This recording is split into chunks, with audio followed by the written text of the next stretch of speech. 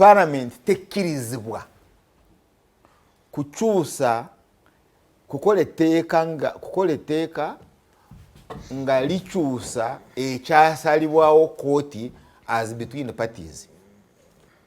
Kakati pate emu mu kino is the Attorney General, pate eyokubiri is Mr. Kabaziguruka.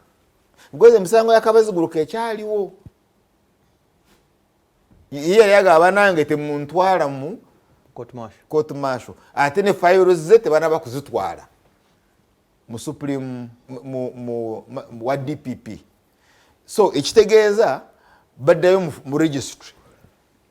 They just go back to the registry and bajja file. So the Supreme Court, already the Supreme Court yalagira tosobola kumutwala mu court martial. And it's an constitutional okukola etteeka erikyusa judgment as between the parties. Kyobalaba sandyagadde nnyo group eno kubiyingiramu ebyokugenda mu kooti. Bandi berekedde Kabaziguruka, but I will come to that later. If Kabaziguruka can go to court, why not others?